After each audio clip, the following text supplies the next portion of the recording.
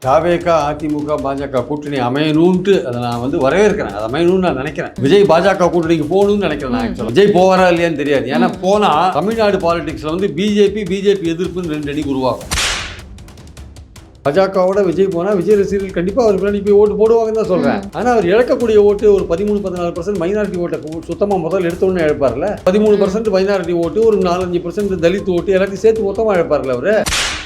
விஜய் அவர்களுக்கு அரசியல் தெரியாதுன்னு எல்லாரும் சொல்றாங்க. ஆனா அரசியல் தெரியாத மாதிரி தெரியல. இந்த கரூர் சம்பவத்திற்கு பிறகு அதை அவங்க டேக்கிள் பண்ணி வரதை பார்த்தா ஏதோ தேர்ந்த அரசியல்வாதி மூலம் அவங்க ஹேண்டில் பண்ற மாதிரி இருக்கு. ஏன்னா எல்லாருமே தானாவே வாலண்டியரா விஜயை பார்க்க வந்தாங்க. இந்த மாதிரி ஒரு விபத்துல மாட்டிட்டாங்க. நான் சதின்றதெல்லாம் அந்த அர்த்தத்துக்கே போல.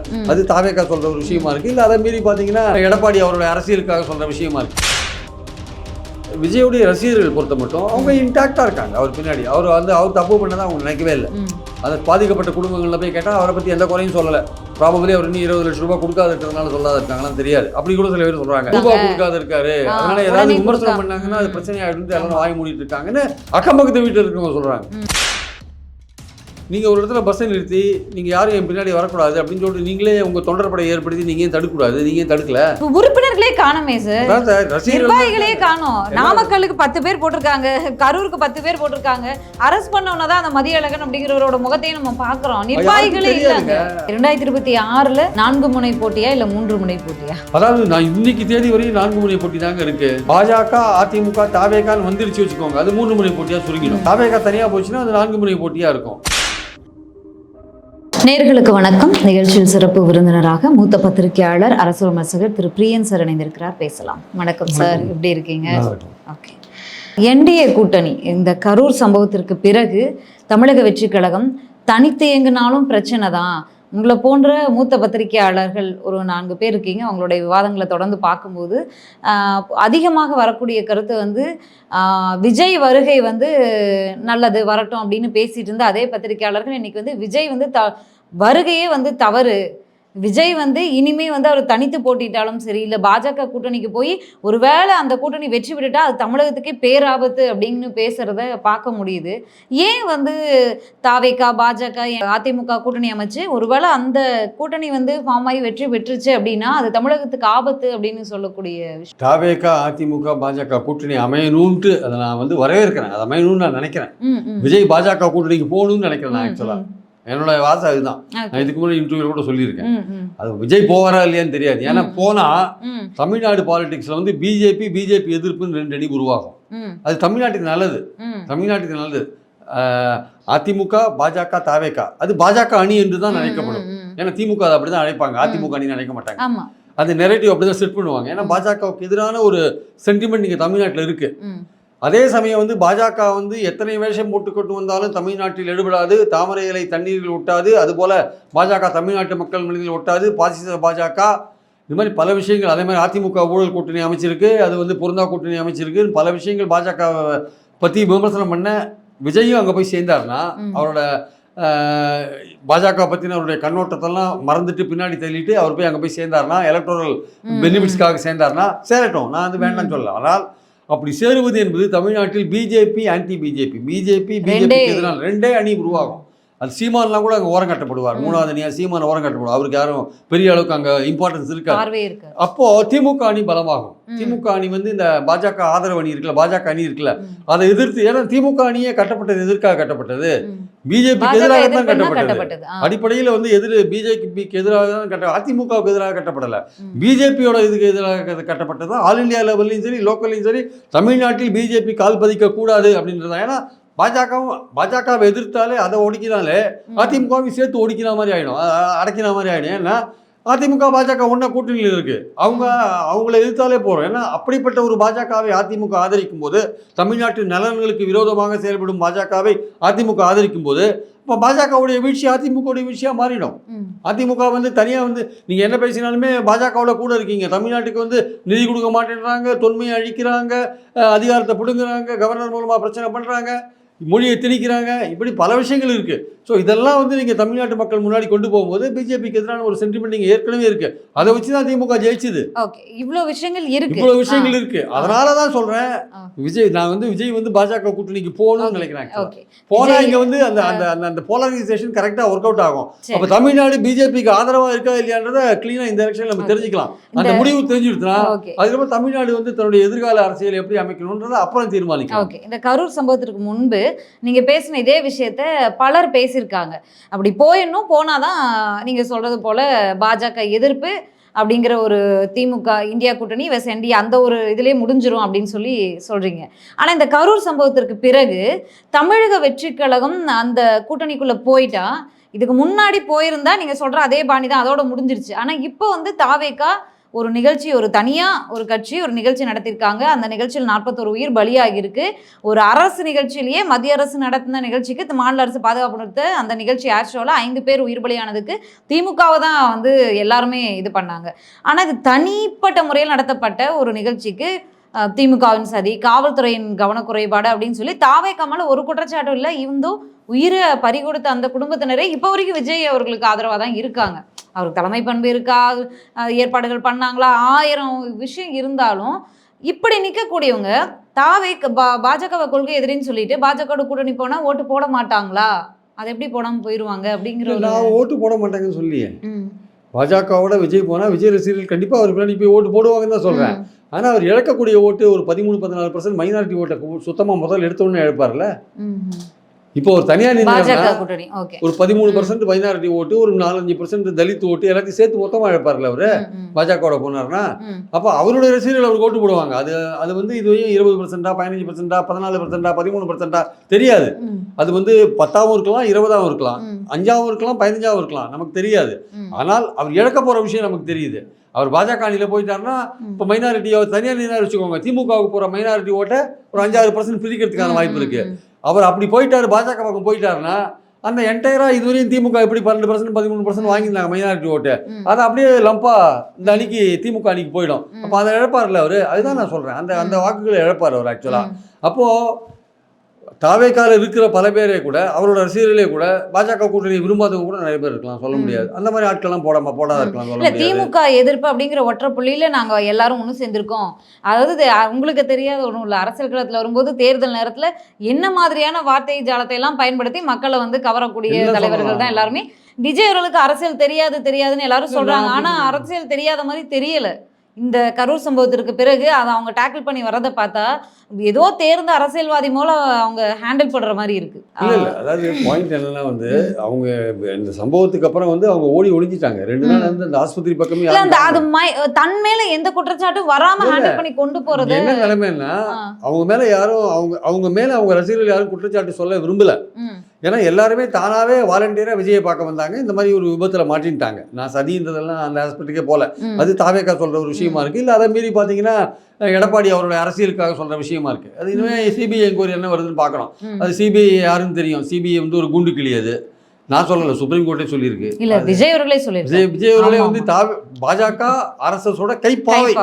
அதனால வந்து அவங்க வந்து சிபிஐ என்கொயரி அவங்களே விரும்புவாங்க. காலதாமதத்திற்கான ஒரு தாவேக்கா கேட்டது என்னன்னா, உச்சநீதிமன்ற முன்னாள் நீதிபதி தலைமையில ஒரு குழு அது அமைச்சிட்டாங்க. அது அவங்களுக்கு வெற்றி தான். ஆனால் அதே சமயம் சிபிஐ வந்து தாவேக்கா கேட்கல. அது யாரோ 2 பேர் கேட்டாங்க. அவங்க கேட்டாங்களா இல்லையானே டவுட்டா இருக்கு. அது இல்லைன்னு சொல்றாங்க, நாங்க கேட்கலன்றாங்க. அது ஒரு கேஸ் தனியாக போட்டிருக்காங்க. 2 பேர் அதுல நடுவில் ஏடிஎம்கே உள்ள புந்து விளையாடி இருக்காங்க. கையெழுத்து வாங்குறதுல பொய் சொல்லி கையெழுத்து வாங்கி வழக்கு போட்டதுல ஏடிஎம்கே விளையாடி இருக்கு. நடுவில் ஏடிஎம்கே உள்ளூர் கிளை செயலாளர். அது யார் சொல்லி பண்ணான்னு இனிமேதான் விசாரணைகள் தெரிய வரும்னு வச்சுக்கோங்க. தமிழ்நாடு போலீஸ் கோட்டை விட்டுது. அந்த மாதிரி 2 பேர் ஒருத்தன் மனு போடுறான், அவங்களை ஏமாற்றி கையெழுத்து வாங்கினான்றதெல்லாம் தமிழ்நாடு போலீஸ் கண்டுபிடிச்சிருக்கலாம் முதலே நினைச்சா. அதெல்லாம் கண்டுபிடிக்காத கோட்டை விட்டானுங்க. சுப்ரீம் கோர்ட்டில் போனவங்க தமிழ்நாடு போலீஸுக்கே தெரியுது. எல்லாம் கோட்டை போலீஸ் கோட்டை விட்டுருக்கு. தமிழ்நாடு போலீஸ் ஸ்டாலின் வந்து இன்னும் போலீஸ் இன்னும் நிறைய இது பண்ண வேண்டியிருக்கு. அவங்க திறமை வந்து சரியாக பயன்படுதானே எனக்கு தெரியல ஆக்சுவலாக வந்து. ஏன்னா இப்போ இந்த கூட்டத்தை கட்டுப்படுத்துறது இதெல்லாம் விடுங்க. நம்ம பாயிண்ட் என்னென்னா வந்து இன்டெலிஜென்ஸே ஃபெயில் ஆகும். இன்டெலிஜென்ஸே இல்லை.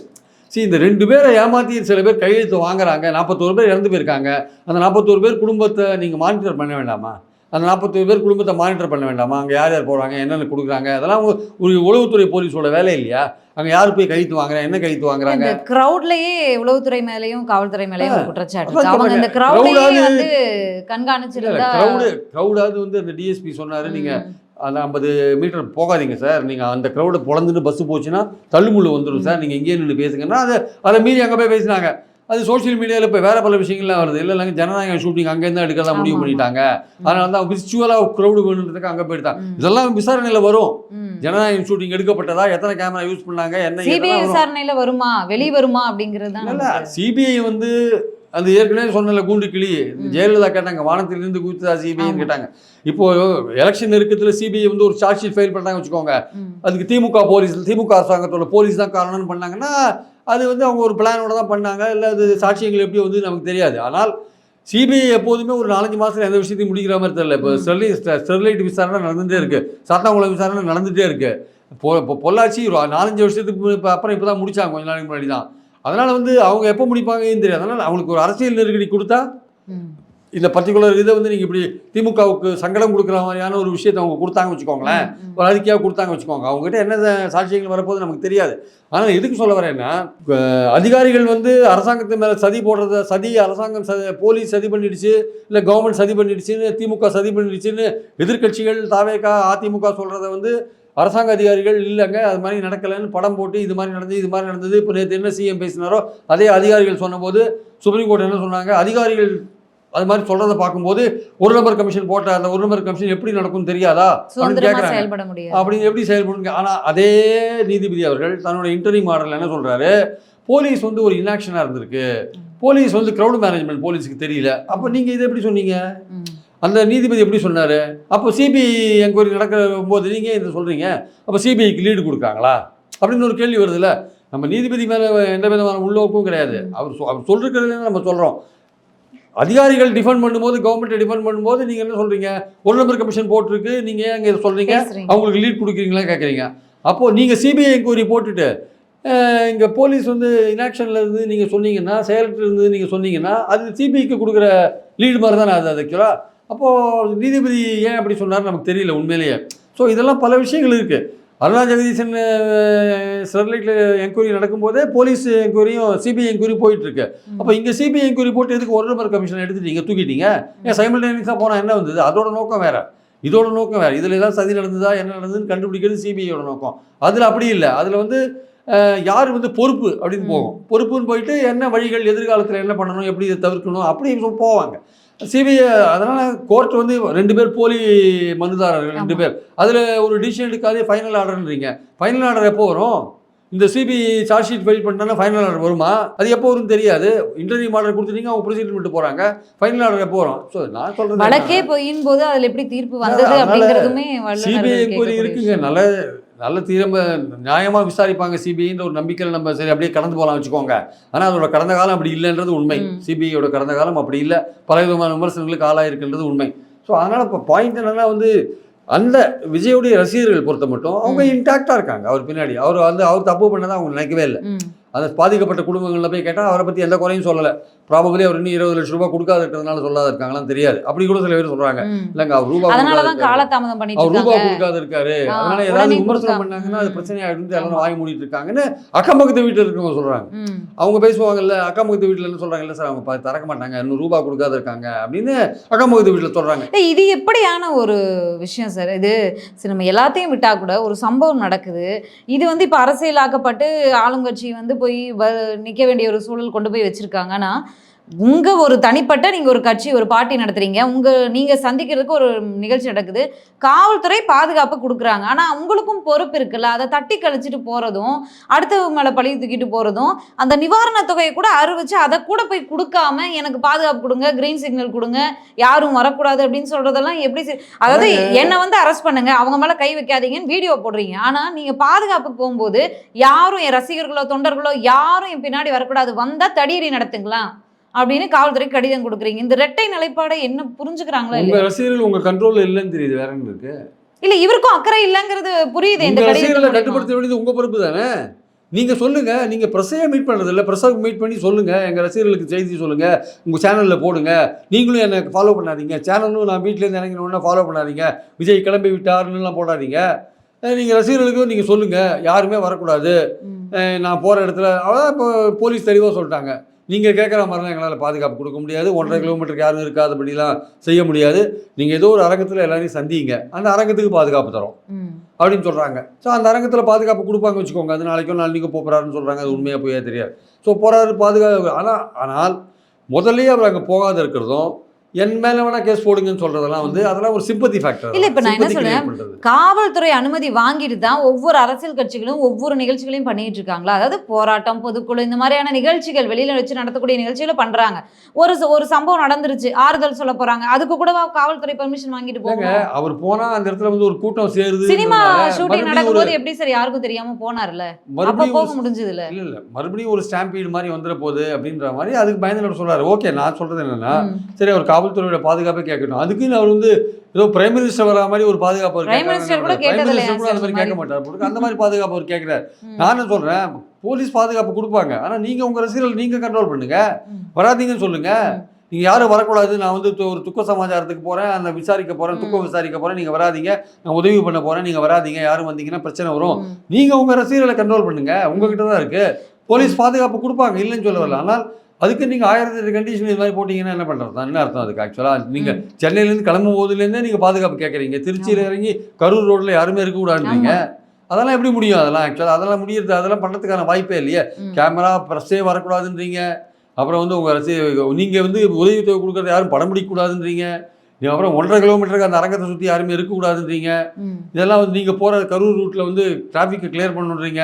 இதெல்லாம் வந்து பெரிய பெரிய விஐபிக்கு பண்ணுறதெல்லாம் நீங்கள் கேட்குறீங்க. ஆக்சுவலாக இதெல்லாம் வந்து நீங்கள் உங்கள் ரசிகர்களை சொல்லி நீங்கள் அவங்கள கண்ட்ரோல் பண்ணுங்கள்.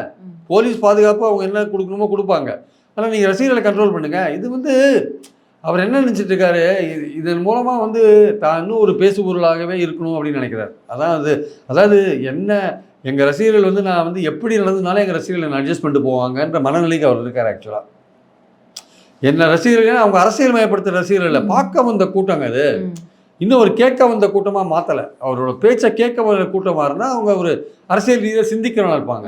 இவங்க விஜயை பார்க்கணும்னு வராங்கல்ல, அதனால தான் அவரால் தடுக்க முடியல அவங்க. ஆக்சுவலாக பார்க்கணும். இவர் வந்து இது கரூர் டவுனுக்குள்ளே நுழையும் போதே பஸ் மேலே நின்று கையாட்டினாருன்னா பாதி பேர் அப்படியே போயிருப்பான் பார்த்துட்டு. அதை விட்டுட்டு இவர் வந்து உள்ளே உட்காந்து லைட் ஆஃப் பண்ணி ஆன் பண்ணி போட்டு உள்ளே இருக்காரா இல்லையான்னு தெரியாமல் கடைசியில் அந்த 50 மீட்டரும் போகாதுன்னு சொல்லி அங்கேயே 50 மீட்டரும் தள்ளி போய் நிறுத்தி அப்புறம் லைட்டை போட்டாருன்னா கூட்டம் அப்படியே தள்ளி முள்ளின்னு பஸ் பக்கத்தில் வருது, அப்படியே அலை மோதிட்டு வருது. ஆக்சுவலாக வந்து அப்படி வரும்போது தள்ளுமுள்ளு நடக்காத இருக்குமாங்க. இன்னொன்று, அந்த ரோடே 18 ஃபீட்டு தான். காவல்துறையும் உளவுத்துறையும் இவ்வளோ கேள்வி கேட்கக்கூடிய ஆதவ அர்ஜுனா அவர்களுக்கு அந்த ரோடே 18 ஃபீட் தான். நீங்கள் 14 அடிக்கு பஸ்ஸை கொண்டு போய் போனால் மக்கள் எங்கே நிற்பாங்க? அப்போ உங்கள் பஸ் உள்ளே போய் தான் மக்கள் அழுத்தி கொள்றதுன்னு கூட சொல்லலாம். அந்த மாதிரி ஒரு ஏன்னா அந்த விஷயம்ல பார்த்தாவே பயமாக இருக்குது. அங்கேயே 20,000 பேர் பக்கம் கூட்டிட்டாங்க. நீங்கள் வந்து வேணும்னே பிளான் பண்ணி 1 ஹவர் அதிகரிக்கிறதுக்கு 7 மணி நேரம் 8 மணி நேரம் ஏறிட்டே இருக்காங்க ஒவ்வொரு மணி நேரத்துக்கும். வரும்போது 10,000 பேர் கூட்டிகிட்டு வரீங்க, 2000 பைக்கா, பின்னாடி அவ்வளோ காரா, அவ்வளோ பேர் கூட்டிட்டு வரீங்க, 2 கிரவுண்ட் யாரும் வரக்கூடாதுன்னு போலீஸ் உங்களுக்கு ஏற்கனவே சொல்லியிருக்காங்கல்ல. நீங்க 2000 பைக் வந்திருக்கு, உங்க ரசிகர்களையே நீங்க தடுத்து நிறுத்தல.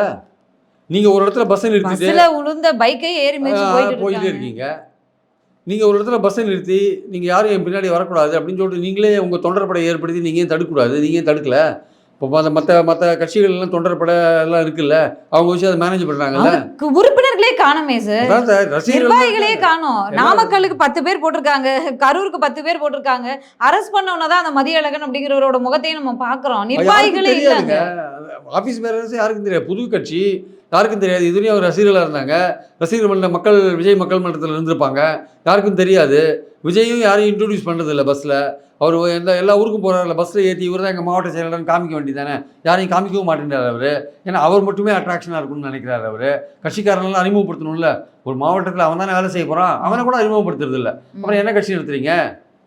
அந்த மாவட்ட செயலருக்கு என்னங்க அங்கீகாரம்? விஜய் வண்டியில் ஏற்றி இவர் தான் எங்கள் மாவட்ட செயலாளர் சொன்னால் அது அவனுக்கு எவ்வளோ பெருமை அவனுக்கு. ஆக்சுவலாக அவன் உற்சாகத்தில் வேலை செய்வான்ல, எங்கேயாவது பண்ணார் அவர்? எங்கேயுமே பண்ணல. அப்போ அவர் எப்படி தெரியும் எல்லாருக்கும்? போலீஸ்க்கே அவர் தெரியாது, ஒரு பெரும்பாலான போலீஸ்க்கே அவர் தெரிஞ்சிருக்காரு ஆக்சுவலாக. ஸோ அதனால் விஜயை பொறுத்த மட்டும் அவர் என்ன நினைக்கிறாரு, நம்ம என்ன மாதிரியான அரசியல் நடத்தினாலும் பத்திரிகாரனை சந்திக்கிறோமோ சந்திக்கலையோ, மற்ற கட்சிக்காரனை பற்றி பேசுகிறோமோ பேசலையோ, நம்ம வந்து எப்படி நடந்துட்டாலும் நம்ம ரசிகர்கள் நம்ம பின்னாடி இருப்பாங்கன்னு நினைக்கிறார். ஆனால் இது வந்து ஒரு மூட நம்பிக்கை. கொஞ்ச நாள் பார்ப்பாங்க, சரியாக வரல அப்படின்னா வந்து அவங்க ரசிகர்கள் வந்து அவங்களும் யோசிப்பாங்கல்ல, என்னடா இது இவர் ஒரு கட்சி ஆரம்பிச்சு இப்படி இருக்காருன்னு யோசிப்பாங்கல்ல. அதனால் இவர் வந்து எவ்வளவு விரைவாக அந்த ரசிகர்களை வந்து ஒரு பொலிட்டிக்கலைஸ் பண்ணுறாரோ அவ்வளவு விரைவாக வந்து அவங்க வந்து இவரும் வந்து அரசியல் தலைவராக மாறணும், அவங்களும் வந்து பொலிட்டிக்கலைஸ் ஆகணும். ஆனால் தான் வந்து எதிர்கால அரசியல் அவங்களுக்கு தெளிவாக இருக்கும். அதை விட்டுட்டு இதே மாதிரி ஒரு ரசிகர் நடிகர் மனோபாவத்திலே 2 பேரும் மூவ் பண்ணியிருந்தாங்க வச்சுக்கோங்களேன், அது வந்து சரியான அளவுக்கு ஒர்க் அவுட் ஆகாது. அது எதிர்காலத்தை வந்து ஒரு ஒரு முன்னேற்றத்தை கொண்டு போகிறதுக்கான ஒரு வாய்ப்பு இருக்காது. ஆக்சுவலாக 2026ல் 4 முனை போட்டியா இல்லை 3 முனை போட்டியா? அதாவது நான் இன்னைக்கு தேதி வரையும் 4 முனை போட்டி தாங்க இருக்கு. பாஜக, அதிமுக, தாவேகான்னு வந்துருச்சு வச்சுக்கோங்க, அது 3 முனை போட்டியாக சுருங்கிடும். தாவேகா தனியாக போச்சுன்னா அது 4 முனை போட்டியாக இருக்கும். 4 முனை போட்டி நான் சொன்ன மாதிரி ஏற்கனவே அது 3 முனை போட்டியாகவே வரட்டும்னு தான் நினைக்கிறேன். வந்தால் திமுக பாஜக, திமுக அணின்றது பாஜக எதிர்ப்பணியாக இருக்கும்.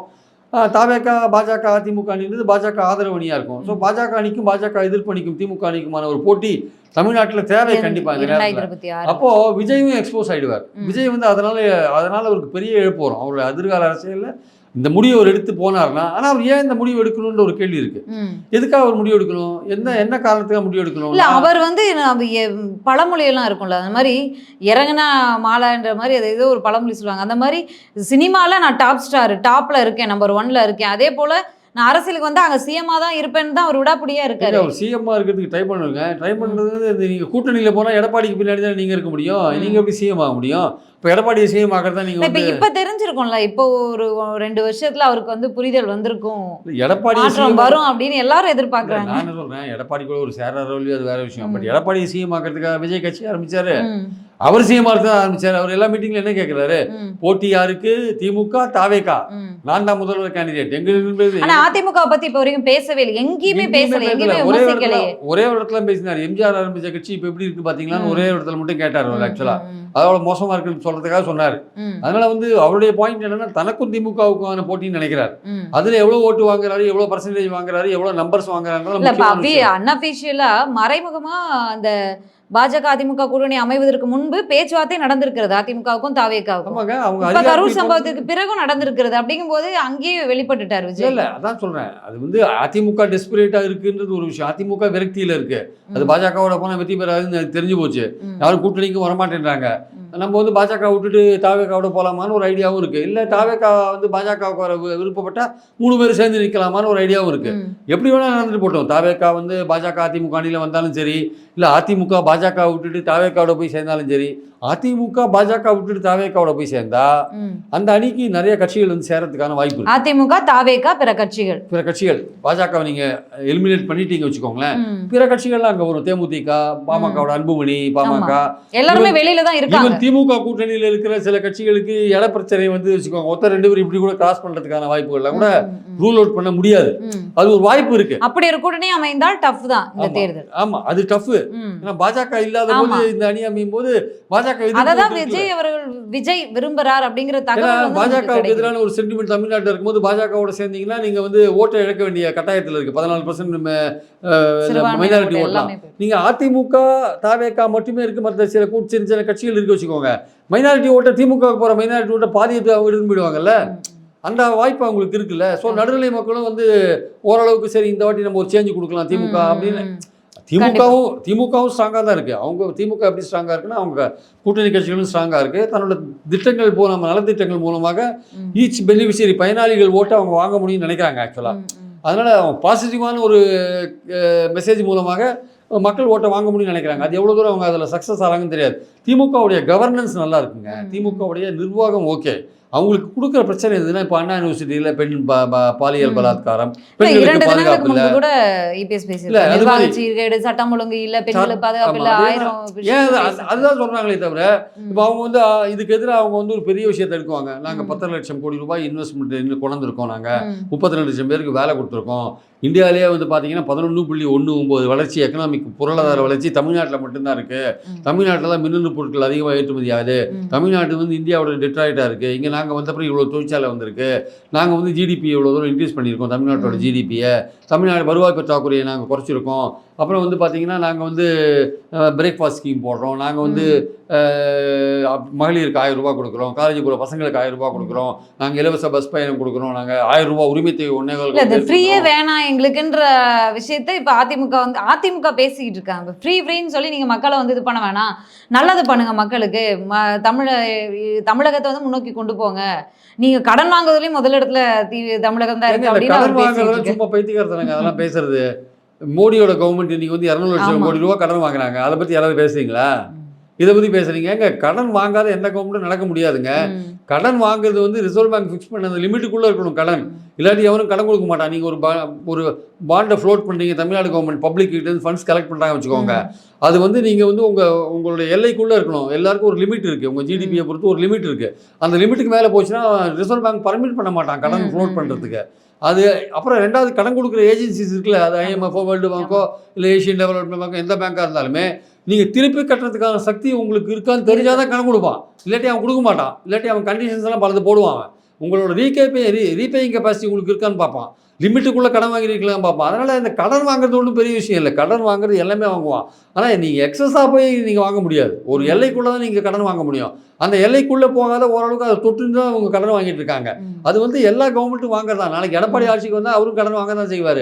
இந்த கடனை சொல்லிலாம் வந்து சும்மா அந்த கவர்மெண்ட்டை நீங்கள் இப்போ 11.19 பொருளாதார வளர்ச்சியை பற்றி என்ன நினைக்கிறீங்க?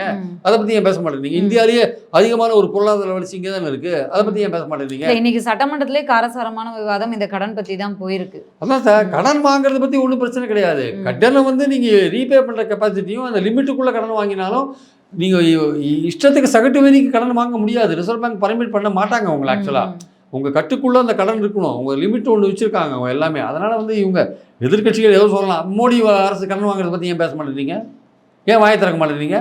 52 லட்சம் கோடி கடன் இன்னைக்கு 200 லட்சத்தை தொடுது இல்லை, கோடியை தொடுது இல்லை, அப்போ ஏன் அதை பற்றி பேச மாட்டேங்கிறீங்க?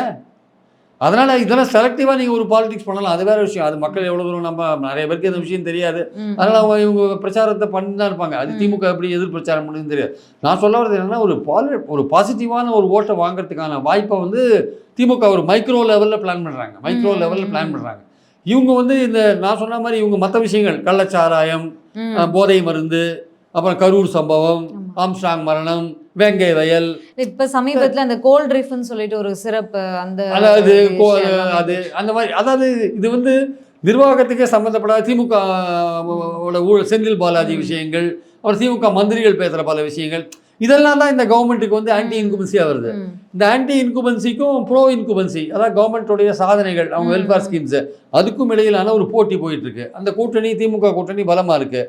இவங்க தாவேக்கா அதிமுக கூட்டணி அமைச்சாங்கன்னா இதுவும் கொஞ்சம் பலமாக வரும். அப்போ இவங்க இந்த விஷயம், நான் சொல்கிற இந்த விஷயங்கள்லாம் வைப்பாங்க, இந்த கள்ளச்சாராயம் அது இது, பெண்கள் பாதுகாப்பு, அவங்க என்ன பண்ணுவாங்க, நான் பண்ண சாதனைகள் அது இதுன்னு அவங்க ஒரு பக்கம் வைப்பாங்க.